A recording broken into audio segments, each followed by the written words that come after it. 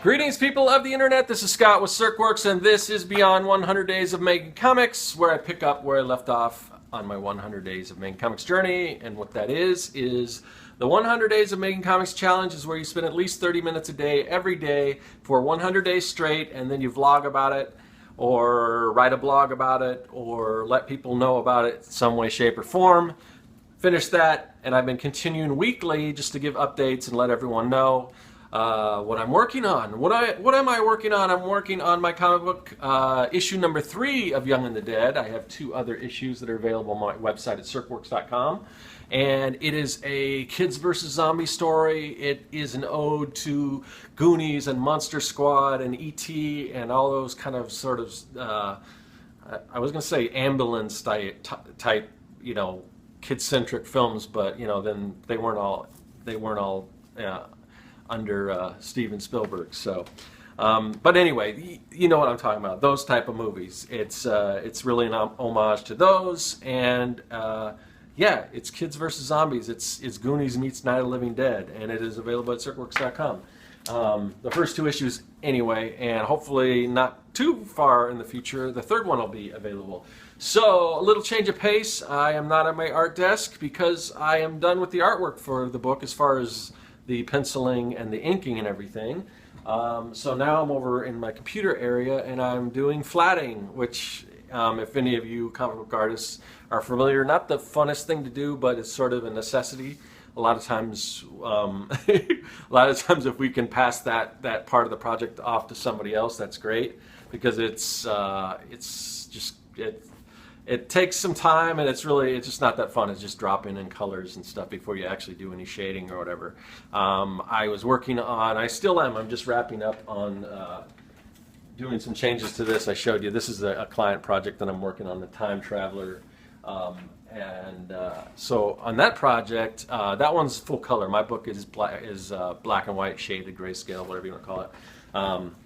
But yeah, I tried to hire my son to do the flatting for that book, and I think he did like 2 pages, and that's all I got out of him. So that didn't work, and of course I got to do the flatting on this one myself because I don't have a budget to pay anyone to do that for my own personal book anyway. So that's what I'm working on, and now that I've just gotten and told you how boring it is, I'm going to show you how I do that. So if you want to stick around for that, you can. Now, it is, like I said, it's sort of a necessity if you're coloring comics, and not everyone really knows how to do it. I'm not sure. I mean, there's probably a bunch of different ways you can do it, but I thought I would just kind of go in and show you some screen footage of me flatting page 2, I believe, of issue 3 of Young and the Dead, and just talk about it a little bit. So that's going to be what we do here. And besides that, I've been working on changes to the script. So once I get all those changes done, I'm going to send those out to my girlfriend, who is a writer, and she will be able to look at all of that and make sure it's all spelled correctly and the grammar's right and all that. And in the meantime, I'm just going to be plugging away, flatting these pages. So now I'm going to show you the process of that on this one. But chances are I'm still going to be flatting pages for, you know, a little while. So I don't want to keep showing the same thing over and over again. So I don't know what's going to happen the next week. I'm going to continue working on the project, but and I'll figure out something to talk about or whatever, just to give you an update. But at least for a little while, and I don't know how long it's going to take. I've got, you know, 2.5 pages done, so we'll see. I flatted anyway, but definitely once we get into shading, I'll do some more process videos showing you how I do that and everything. But yeah, that's about it. The only other thing is I want to let everyone know that Peter Palmiotti just put together a list of all the people doing the 100s. So I think I'm just going to take the current people that are doing that, and I'll just copy from his list and paste it into the description. So if you want to check out the other people doing this, please do so. And my camera cut off, and I was almost done, but all I was going to say before I go to this next segment is, yeah, if your name isn't on the list, just send me an email, or Peter Palmiotti an email, or somebody, or email, whatever, you know, whatever, YouTube, message, Facebook, all that kind of stuff. And just let us know, and we will add you to that. Or just better yet, just go to the the 100's Facebook page and post what you're doing. So having said that, I'm going to move on and I'm going to show you a little bit of flatting. So check it out. So the first step I did here was set my black and white line art to multiply, and that allowed the background art to show through. I don't always do this because when I do full color comics, a lot of times I like to do color holds, and that's where some of the line art has a color to it. For instance, if you're doing like an explosion, you don't want it to be that stark black, so you might use like an orange or whatever color the explosion would be. But for this one, it's pretty much all black and white, so I can get away with just multiplying it. And again, that'll allow the background to show through. Then I create another layer below it, and as you saw previously, I'll just take and I will just create solid backgrounds for each one of the panels. And then I will create a layer on top of that, and then kind of what you're seeing now, where I'll just go in, and there's a few different ways. Right now I'm using the magic wand, and I'm just clicking on different areas, and then I click on that on the line art. And the tricky part is you got to remember, you click on it on the line art, and then what I'll do is I will go up to the select file or drop down list, and what I'll do is I'll expand that selection just by about 2 pixels, so it fills in that little area between the line art. Otherwise you're going to get a little space between where the line is and where your color is. But when you fill that in, you got to make sure you go back down to another layer. And I realize this is going real quick, so this isn't really so much a tutorial. I think I might do just a whole video of slowing it down, but this is just kind of, I guess, a crash course. Just for the beyond 100s thing.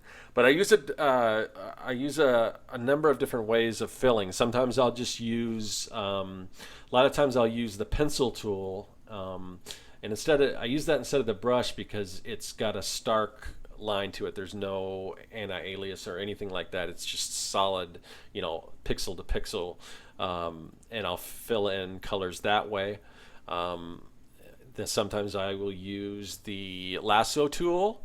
Other times I'll use the polygon lasso tool. Like when I actually first go and fill in all the panels, even though they look rectangular, because I draw them by hand, they're not precise. So sometimes you can go in and you can put a rectangle box around it and fill that in.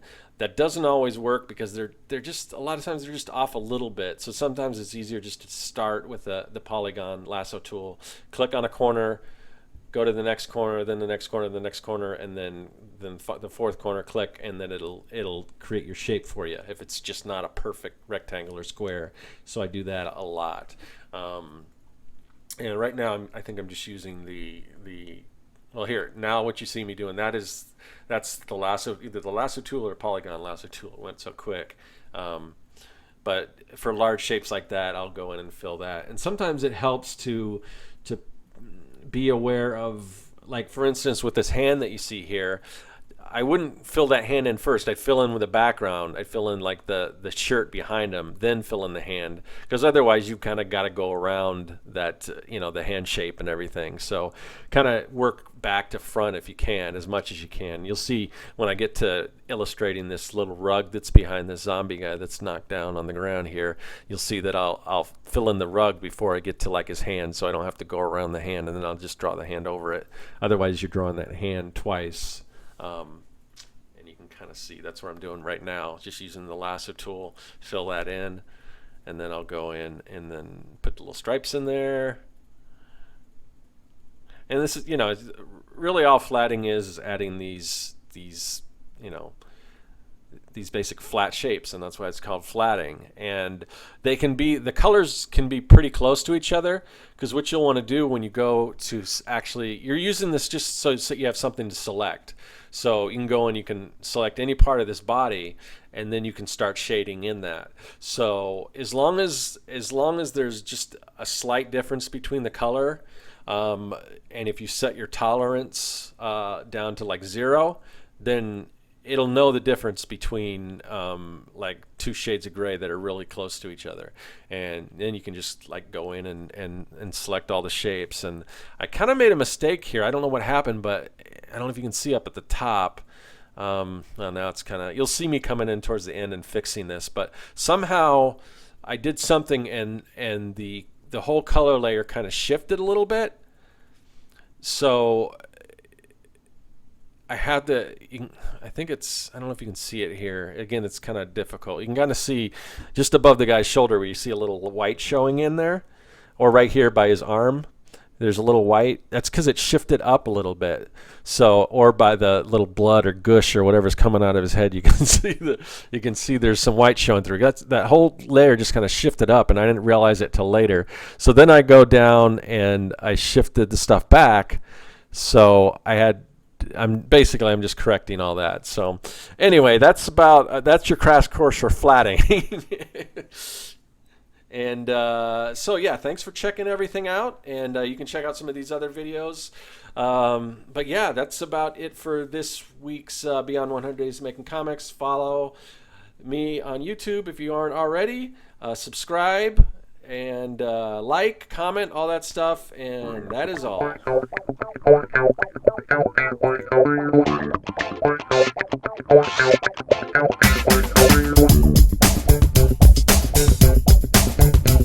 Thank you.